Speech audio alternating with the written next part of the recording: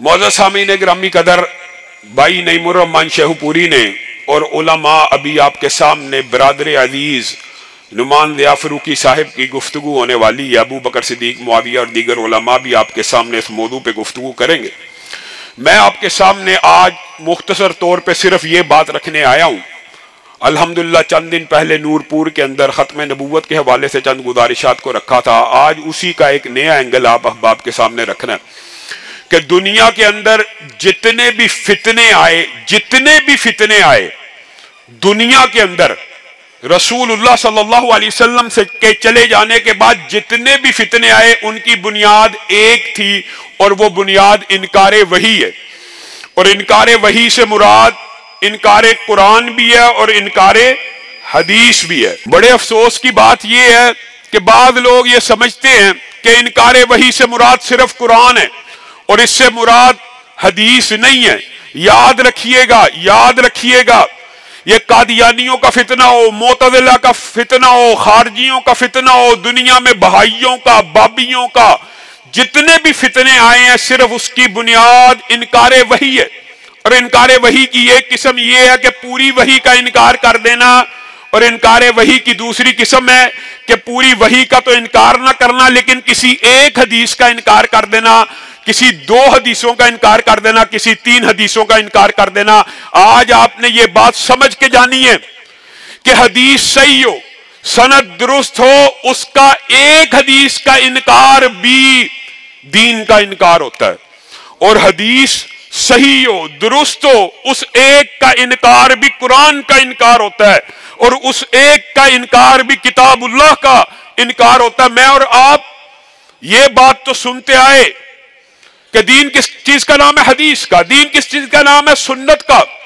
लेकिन बिल अमूम हमारे जहनों में एक बात बैठी हुई है कि जब भी जो इनकारे हदीस करने वाले हैं, जो मुनकरीन हदीस है और फितना परवर है, उन्होंने आपके दिमाग में एक बात बिठाई है।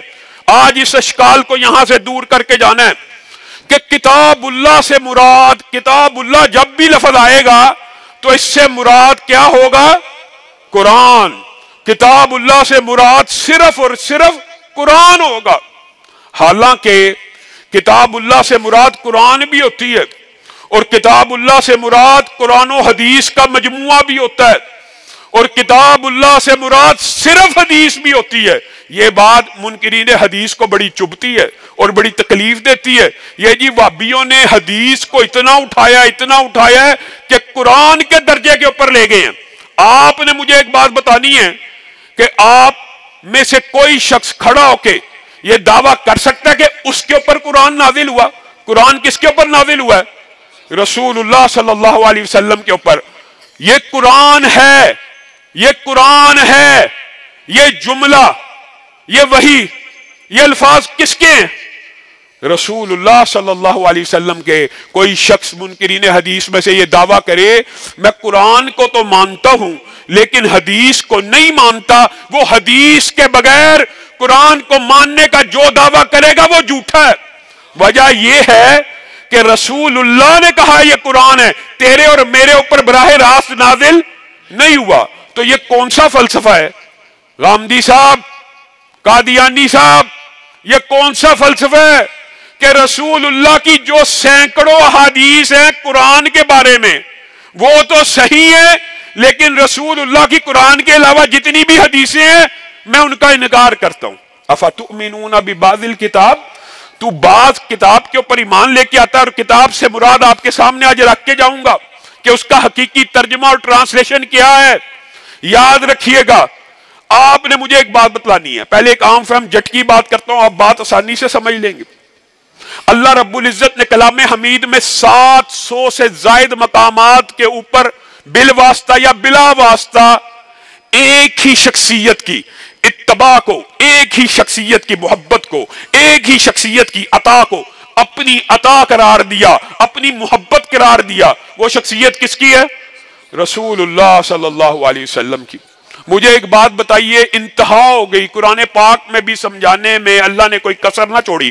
آپ نے اہل حدیث جو بندی علماء سے یہ آیتیں تو سنی ہوں گی کہ وما آتاکم الرسول، جو تمہیں رسول اللہ دیں اس کو پکڑ لو، وما ینطق عن الہوی، رسول اللہ اپنی مرضی سے بولتے ہی نہیں۔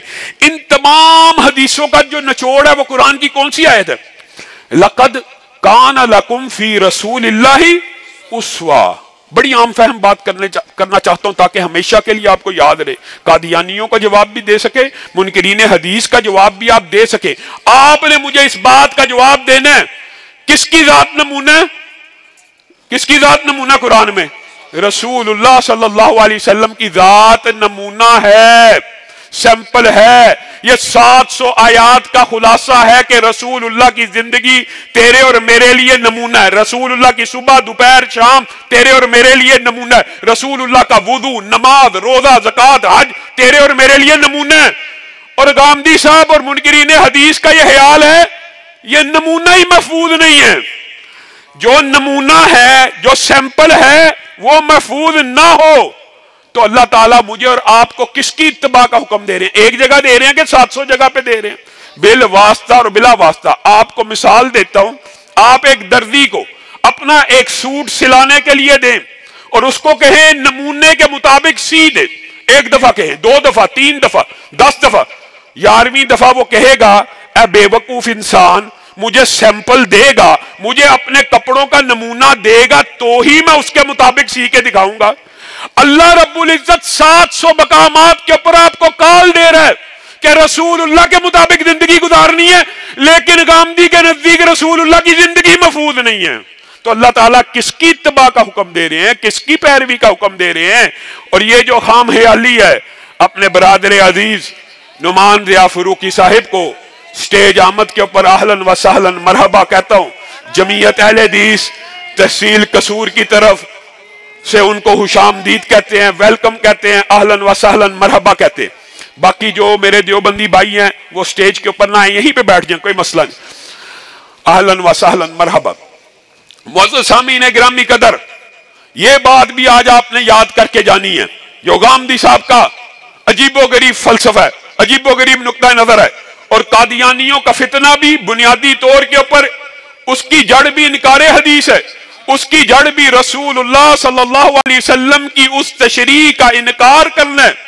اللہ رب العزت نے کتاب اللہ کے اندر، جس کو آپ کہتے ہیں کہ کتاب اللہ کی ٹرانسلیشن صرف قرآن ہوتی ہے، اللہ رب العزت نے ارشاد فرمایا، بیٹھ جائیں میرے ساتھی بھائی بیٹھ جائیں، اِنَّ عِدَّةَ الشُّهُورِ عِنْدَ اللَّهِ 12 شَهْرًا فِي کتاب اللہ۔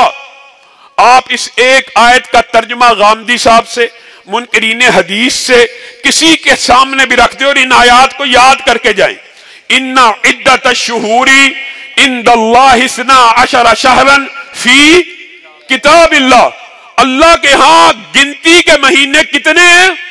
12۔ کہاں پہ ہیں؟ فی کتاب اللہ، کتاب اللہ میں ہیں۔ غامدی صاحب اور دنیا کے سارے منکرین حدیث جمع ہو جائیں جن کا یہ عقیدہ ہے کہ کتاب اللہ سے مراد صرف قرآن ہوتا ہے۔ اِنَّ عِدَّةَ الشُّهُورِ عِنْدَ اللَّهِ 12 شَهْرًا فِي کتاب اللہ، وہ قرآن پاک میں سے یہ گنتی کے 12 مہینے نکال کر دکھا دیں۔ اللہ کہہ رہا ہے کہاں پہ ہیں؟ فی کتاب اللہ۔ اور اللہ تعالیٰ نے اسی پر بس نہیں کی، سمجھانے کے لیے منہا 4 حرم، اور 4 مہینے اس میں سے حرمت والے ہیں۔ کہاں پہ ہیں؟ فی کتاب اللہ۔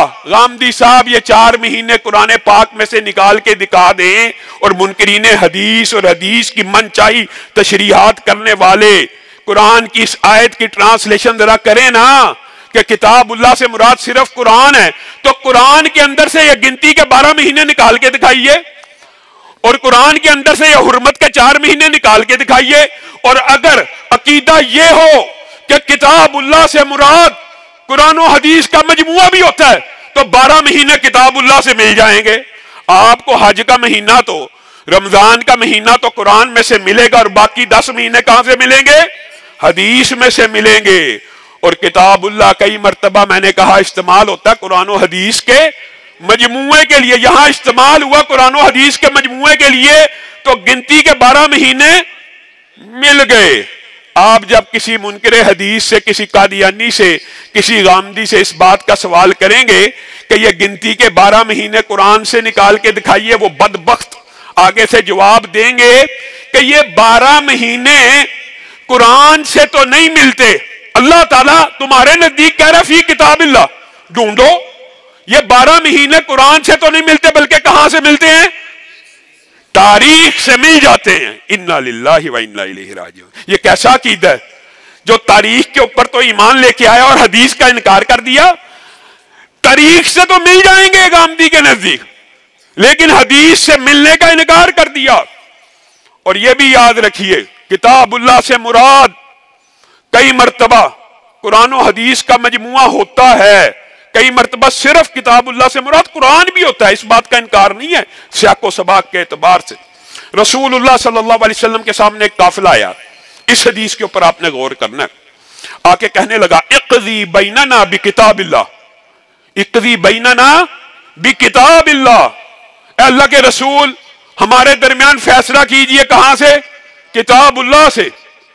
رسول اللہ صلی اللہ علیہ وسلم نے جواب دیا والذی نفسی بیدی، اس ذات کی قسم جس کے ہاتھ میں محمد صلی اللہ علیہ وسلم کی جان ہے، لَأَقْضِيَنَّ بَيْنَكُمَا بِكِتَابِ اللَّهِ، میں تمہارے درمیان فیصلہ کروں گا کہاں سے؟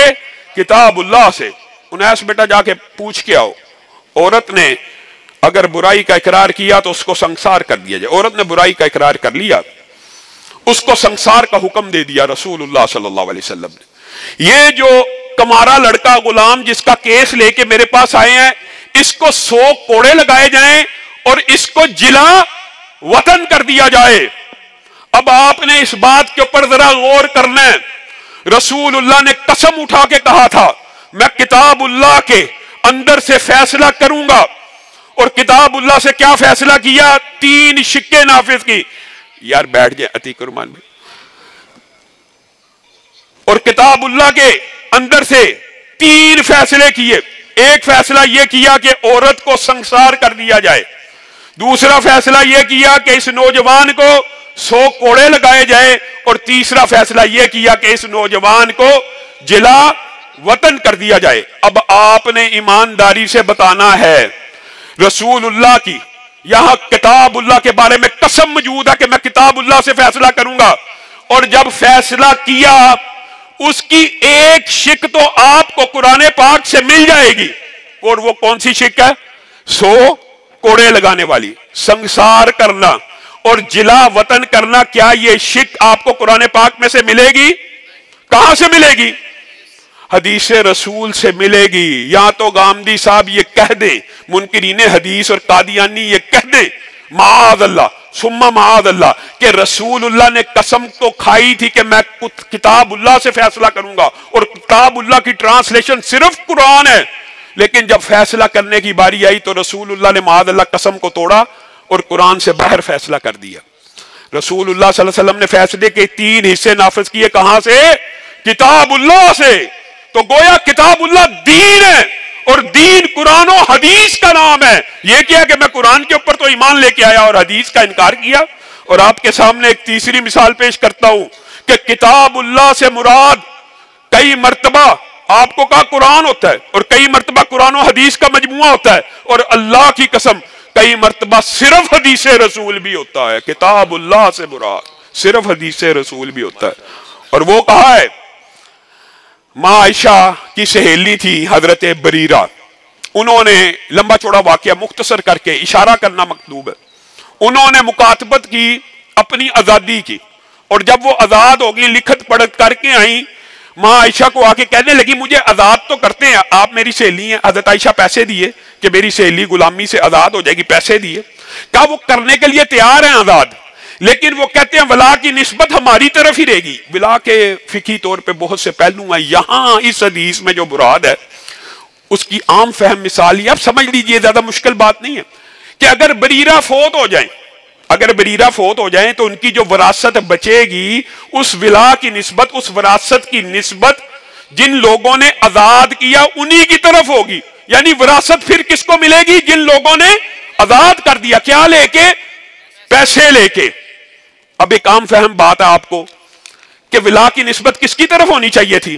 جس عورت نے پیسے دی ہیں وراثت کا حق تو اسے ملنا چاہیے، یعنی وراثت تو ماں عائشہ کو ملنی چاہیے تھی. تو جو پیسے لے کے پورے آزاد کر رہے ہیں وہ پھر لکھوا رہے ہیں کہ ولا کی نسبت ہماری طرف رہے گی. ماں عائشہ نے رسول اللہ صلی اللہ علیہ وسلم جب آئے ان کے سامنے بسم اللہ الرحمن اس قضیے کو رکھ دیا. تو رسول اللہ صلی اللہ علیہ وسلم کی عادت تھی وہ کسی کا نام نہیں تھے لیتے، جمع کیا لوگوں کو اور کہا ما بالو اقوام، ما بالو اقوام، لوگوں کو کیا ہو گیا، نام نہ لیا. یشتریطون شروطا ما لیس فی کتاب اللہ، کل شرط ما لیس فی کتاب اللہ فہو باطل. ما بالو اقوام یشتریطون شروطا ما لیست فی کتاب اللہ، لوگوں کو کیا ہو گیا ہے کہ ایسی شرطیں لگاتے ہیں جو کتاب اللہ میں موجود نہیں ہیں، اور ہر وہ شرط کل شرط ما لیس فی کتاب اللہ فہو باطل، ہر وہ شرط جو کتاب اللہ میں نہیں ہے وہ باطل ہے. اور ایک جملہ کہا جو میرے اور آپ کے لیے دلیل بین ہے کہ کبھی کبھی صرف حدیث رسول کو کتاب اللہ کہا جاتا ہے. کہا وَالشَّرْطُ فِي کتاب اللہ، اور جو شرط کتاب اللہ میں موجود ہے اِنَّمَا الْوَلَاءُ لِمَنْ اَعْتَقَا، ولا کی نسبت اس کی طرف ہوگی جو آزاد کروائے گا. غامدی صاحب بتائیے قرآن کی وہ کون سی آیت ہے اِنَّمَا الْوَلَاءُ لِمَنْ اَعْتَقَا؟ پورے قرآن میں آپ کو یہ آیت نہیں ملے گی، اور اللہ کے رسول کہہ رہے ہیں کہ کتاب اللہ میں یہ شرط موجود ہے انما الولاء لمن اعتقا. اور یاد رکھیے گا اللہ کی قسم روافض کو بھی یہی مغالطہ لگا جب حضرت عمر نے کہا حسبنا کتاب اللہ، حسبنا کتاب اللہ، حدیث کرتاس لے کے پھرتے. وہ بھی عجیب و غریب فلسفہ ہے، وہ بھی عجیب و غریب مغالطہ ہے. حضرت عمر کی تصدیق کے اندر، تائید کے اندر رسول اللہ کی زندگی میں قرآن کی آیتیں نازل ہوئی ہیں. چاہا مقام ابراہیم مصلی بن جائے، چاہا امہات المومنین کے لیے پردے کے احکامات نازل ہو جائے، نازل ہو گئے. یہاں پہ جب رسول اللہ کے ارد گرد ہجوم بھیڑ دیکھی تڑپ اٹھے، میرے نبی کو تنگ کرتے ہو، پیچھے ہو جاؤ، خبردار رک جاؤ. وہ آگے سے کہنا شروع ہو گیا رسول اللہ کچھ لکھنا چاہتے تھے، عمر نے لکھنے نہیں دیا. یہ سب سے بڑا دھوکہ اور مغالطہ روافض کی طرف سے آپ کو بھی ڈالا جاتا ہے. اور رسول اللہ صلی اللہ علیہ وسلم نے حضرت عمر کی اس بات میں بھی موافقت کی. کیوں؟ اس کی وجہ سن لیجئے. رسول اللہ اس واقعہ کرتاس جس کو بیان کر کے حضرت عمر نے کہا پیچھے ہو جا، حسبنا کتاب اللہ، ہمارے لیے اللہ کا دین قرآن و حدیث کافی ہو گیا ہے، بس پیچھے ہو جاؤ. رسول اللہ نے اس کی تائید اس لیے کی کہ رسول اللہ اس کے بعد یاد ہے کہ نہیں زندہ رہے ہیں، اور اس کے بعد دنیا پہ رہے ہیں. اگر لکھوانا ہوتا تو لکھوا جاتے. اور دوسری حدیث میں یہ بھی بتا دیا کہ لکھوانا کیا چاہتا ہوں، یہ بھی بتا دیا. ماں عائشہ کی حدیث صحیح موجود ہے کہ میں چاہتا ہوں کہ تیرے باپ ابو بکر کی خلافت کو لکھوا دوں، تیرے باپ ابو بکر کی خلافت کو لکھوا دوں تاکہ کسی کے ذہن میں کوئی مغالطہ، کوئی اندیشہ نہ رہے. پھر کہا اس لیے لکھواتا یا باللہ والمؤمنون، یا باللہ والمؤمنون، اس مسند خلافت پہ اللہ اور مومنین ابو بکر کے علاوہ کسی کو نہیں بٹھائیں گے. اپنی زندگی میں مسلح پہ کھڑا کر دیا. حسبنا کتاب اللہ یہ ہے. اور آپ کے نزدیک آپ عجیب مغالطہ، عجیب ترین مغالطہ ڈالتے جی وحی کی صرف ایک ہی قسم ہے قرآن، صرف قرآن. حل عندکم شیء من الوحی ما لیس فی القرآن. ابو جحیفہ نے حضرت علی سے سوال کیا، یاد کر کے جائیے. حل عندکم شیء من الوحی ما لیس فی القرآن. اے علی آپ کے پاس وحی کی کوئی قسم ایسی ہے جو قرآن میں موجود نہ ہو. آگے سے حضرت علی کا عقیدہ منکرین حدیث والا تھا یا اہل سنت والا تھا؟ وہ آگے سے انہوں نے کہا کہ کیا بکواس کرتا ہے، قرآن کے علاوہ کوئی چیز وحی نہیں. کہا نعم، جی ہاں میرے پاس قرآن کے علاوہ بھی وحی ہے، وہ رسول اللہ کی وہ باتیں ہیں جو دیت کے احکامات ہیں وغیرہ وغیرہ. حضرت علی نے بھی رسول اللہ کی حدیث کو وحی کہا ہے. اور آپ اور میں یہ عقیدہ غامدی نے اور قادیانی بھی ایک ہی انکار حدیث پہلا فتنہ، قادیانیت سے بھی پہلے انکار حدیث انسان میں آتا ہے جب ایک حدیث کی طویل اور تشریح من چاہی، یعنی ماں کانا، ابھی علماء آپ کے سامنے پڑھے ہیں، ماں کانا محمد ابا احد من رجالکم، اس آیت کی تشریح وہ کرنی ہے جو مرزا غلام احمد قادیانی نے کی ہے، جو رسول اللہ نے کی ہے وہ نہیں کرنی، اور یہ لغت سے ہم نے کرنی ہے۔ لغت سے یہ ہے جناب نبی تراش مہر، اور تیرا ترجمہ بھی مانا جائے تو یہاں نبیوں کی جمع ہے، کم از کم کتنے نبی آنے چاہیے؟ عربی میں جمع کتنے کے لیے ہوتی ہے؟ 3 کے لیے۔ اور یاد رکھیے گا یہ بات بھی بڑی اہم ہے، اللہ کی قسم یہ گامدی کا اور قادیانیوں کا جو فتنہ کہ قرآن کی ٹرانسلیشن مرزا غلام احمد قادیانی کرے گا، یا گامدی کہتا ہے قرآن کی ٹرانسلیشن لغت سے ہوگی اور فہم سے ہوگی، فراست سے، صرف لغت سے، صرف لغت سے قرآن پاک کو سمجھ لیا جائے گا۔ یہ عقیدہ نہ صحابہ کا تھا نہ امت کا، اور اگر صحابہ نے بھی صرف لغت سے قرآن پاک کی ٹرانسلیشن اور تشریح کو سمجھنے کی کوشش کی تو سنیے صحیح حدیث کے اندر کیسے کیسے واقعات ہے، صرف آپ کو اشارہ کرنا مقصود ہے، علماء کی ایک بڑی تعداد موجود ہے۔ فَلَيْسَ عَلَيْكُمْ جُنَاحٌ أَن تَقْصُرُوا مِنَ الصَّلَاةِ إِنْ خِفْتُمْ أَن يَفْتِنَكُمُ الَّذِينَ كَفَرُوا۔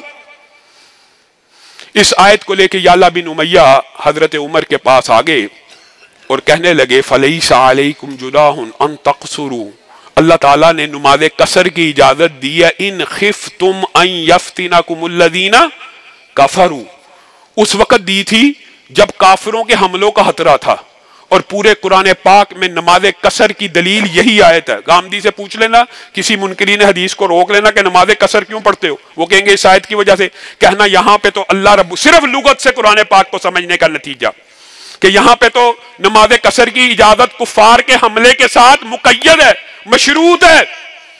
یعلا بن امیہ حضرت عمر کے پاس آئے کہ اب اس شرط کو، اب تو کفار کے حملوں کا خطرہ نہیں رہا، ختم کر دیجئے۔ حضرت عمر مسکرانا شروع ہو گئے، کہتے ہیں عجبت مما عجبت، عجبت مما عجبت، تو آج اس آیت کے اوپر تعجب کا اظہار کر رہا ہے، میں نے تو اس وقت تعجب کیا تھا جب رسول اللہ صلی اللہ علیہ وسلم ابھی موجود تھے۔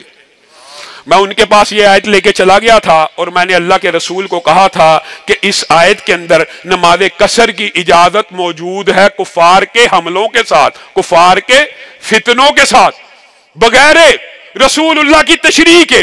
عمر بھی قرآن پاک کو براہ راست سمجھ رہے ہیں، یعلا بن امیہ بھی براہ راست سمجھ رہے ہیں۔ رسول اللہ کا چہرہ متغیر ہوا، کہا اس آیت کی تشریح مفہوم یہ ہے، اس آیت کی تشریح اور توضیح وہ ہے جو میں محمد صلی اللہ علیہ وسلم کر دوں، اور وہ تشریح یہ ہے کہ یہ اللہ کی طرف سے تمہارے اوپر صدقہ کر دیا گیا ہے، اب اس بارے میں مت پوچھو، اس صدقے کو جاری رہنے دو۔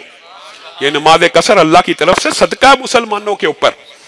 اگر صرف لغت سے قرآن کو سمجھا جائے تو نماز، گامدی صاحب، قصر آج موجود ہی نہیں ہے، اور اگر صرف لغت سے سمجھا جائے تو مچھلی کھانا آپ کے لیے حرام ہے، انما حرم علیکم المیتہ، مچھلی آپ کے نزدیک جائز ہے، قرآن کہتا مردار حرام ہے، مردار حرام ہے، مچھلی کو نکالو، مرتی ہے کہ ذبح ہوتی ہے؟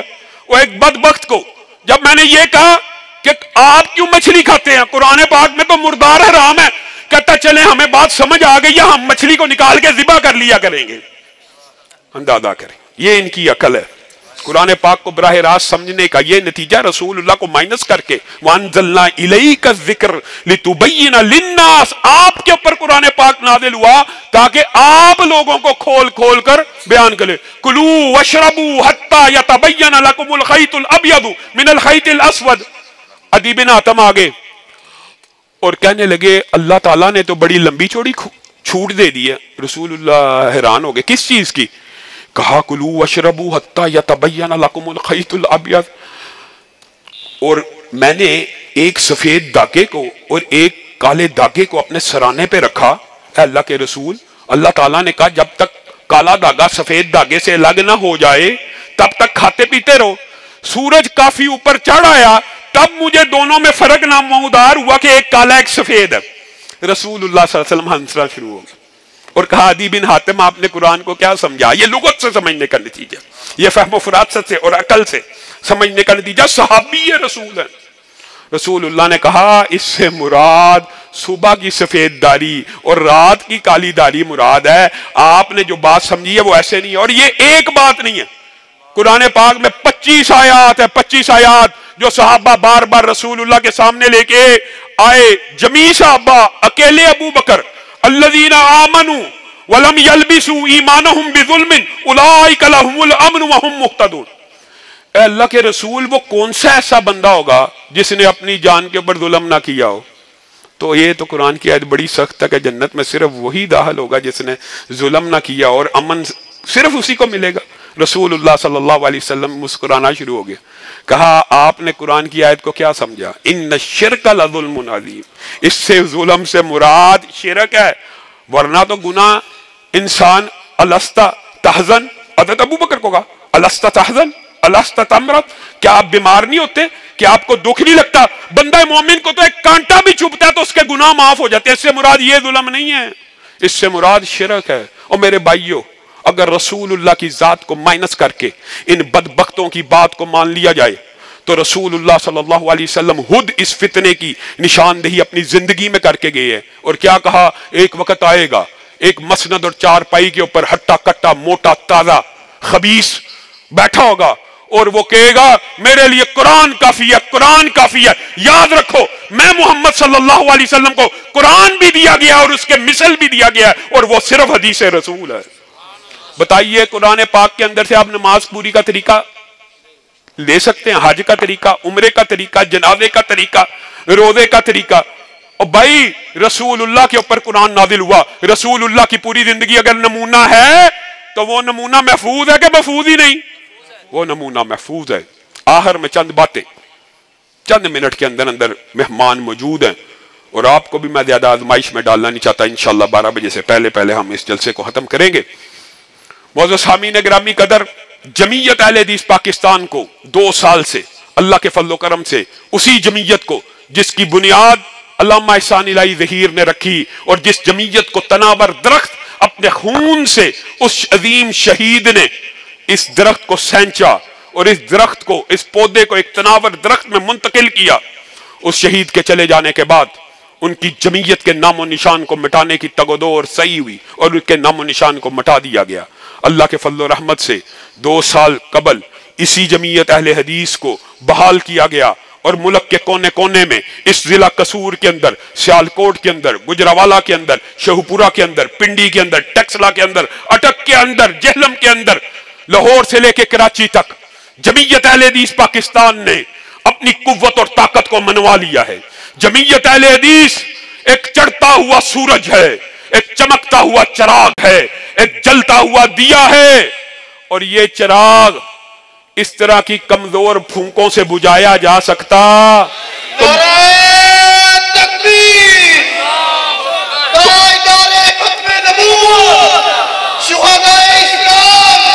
تم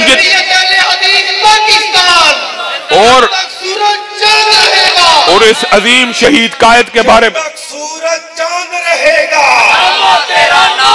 سجا چوکے جوانوں غیرت نہ بولو، جب تک سورج چاند رہے گا،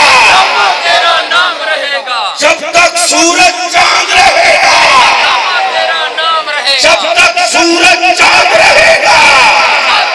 ایمانی غیرت دے نال انہاں تواڈے واسطے جان دے دتی ہے، بچے یتیم کروا لے نے بھابیو، خشکی چھڈو ذرا چادر جو کر کے غیرت نہ بولو، جب تک سورج چاند رہے گا۔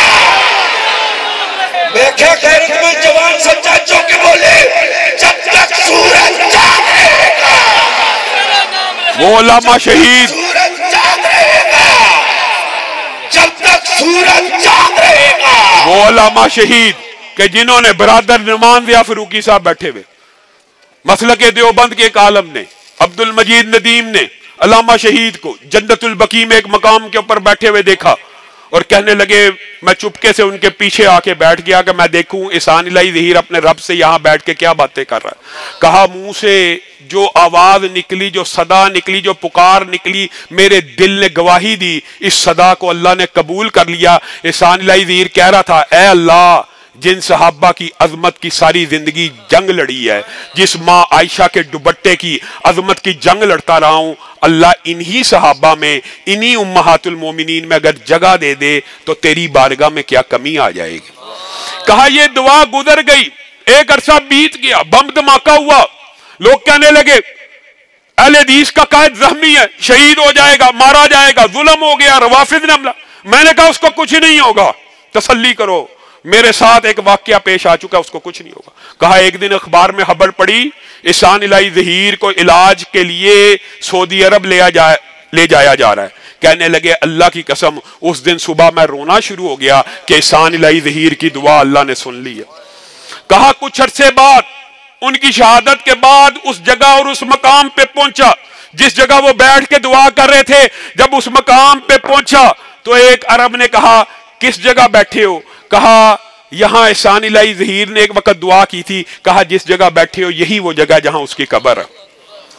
یہ ان کا دین کے ساتھ دفاع صحابہ کے لیے، ختم نبوت کے لیے کردار تھا. اور جمعیت اہل حدیث انشاءاللہ اپنے اسلاف کی روایات کو واپس لوٹاتی رہے گی، اور انشاءاللہ ہم اپنے اسلاف کی روایات کو لٹا کر چھوڑیں گے.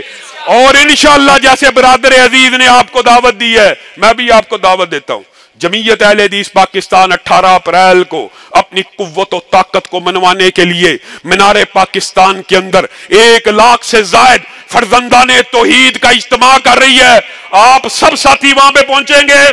ہاتھ اٹھا کر وعدہ کریں آپ سب ساتھی وہاں پہ پہنچیں گے انشاءاللہ. اور جمعیت اہل حدیث کا جو منشور ہے اور دستور ہے، اس حوالے سے بھی بات واضح کرنا چاہتا ہوں. ہم بلٹ کے ذریعے نہیں، ہم بلٹ کے ذریعے تبدیلی کے خواہاں ہیں. اور ہم یہ دعوے نہیں کرتے.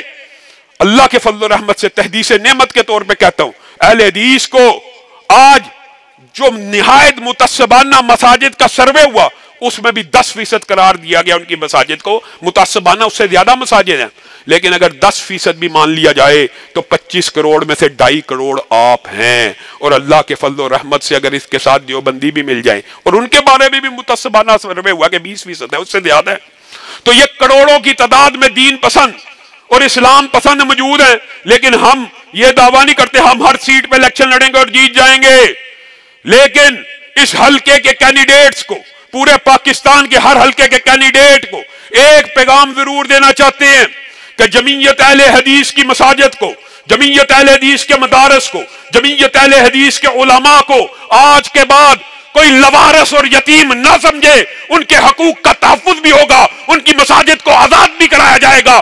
جس پتھر کے اوپر لفظ اہل حدیث لکھا ہوگا اس کی حفاظت کے لیے اپنی جانوں کا نذرانہ پیش کر دیں گے.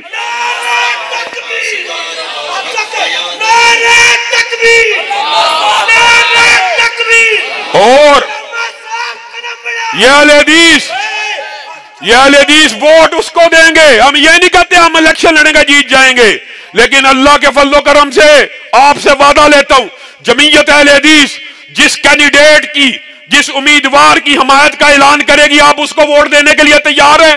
ہاتھ اٹھا کر وعدہ کریں کہ جمعیت اہل حدیث جس کینڈیڈیٹ کا اعلان کرے گی ووٹ اس کو پڑے گا. اور ووٹ پڑنے کی شرط کیا ہوگی؟ اہل حدیث کے حقوق کا تحفظ ہوگا، اسلام پسندوں کے حقوق کا تحفظ ہوگا، دین پسندوں کے حقوق کا تحفظ ہوگا. اہل حدیث دیوبند کے مدارس و مساجد کا جو MNA MP تحفظ کرے گا یہ دین پسندوں کے ووٹ اسی کو ڈلیں گے اور اس کے علاوہ کسی کو نہیں ڈلیں گے. یہ دعویٰ آج کر کے جاتا ہوں کہ اللہ کے فضل و رحمت سے پورے پاکستان کے اندر جس پلڑے میں اہل حدیث کا ووٹ ہوگا، جمعیت اہل حدیث کا ووٹ بینک ہوگا، وہی پلڑا باری ہوگا. اور کوئی پاکستان کے اندر کسی کو یہ حق حاصل نہیں ہے کہ اپنے آپ کو اہل حدیث کا نمائندہ کے، چاہے وہ کسی کے کندھوں پہ سوار ہو کے آئے. عجیب بات یہ ہے، میں جی اہل حدیث کا نمائندہ ہوں جی، میرا موقف اہل حدیث کا موقف. تیرا موقف کیا ہے؟ تیرا موقف تو یہ ہے کہ جو تجھے سرکار پکڑائے گی وہی تیرا موقف ہے. اہل حدیث کا، دیوبند کا، اہل سنت کا موقف وہ ہے جو قرآن کا موقف ہے اور جو حدیث کا موقف ہے. اور وطن عزیز کے اندر اہل حدیث کا موقف وہی ہوگا جو جمعیت اہل حدیث پاکستان کا ہوگا. سبحان ربک رب العزت عما یصفون وسلام علی المرسلین والحمد للہ رب العالمین.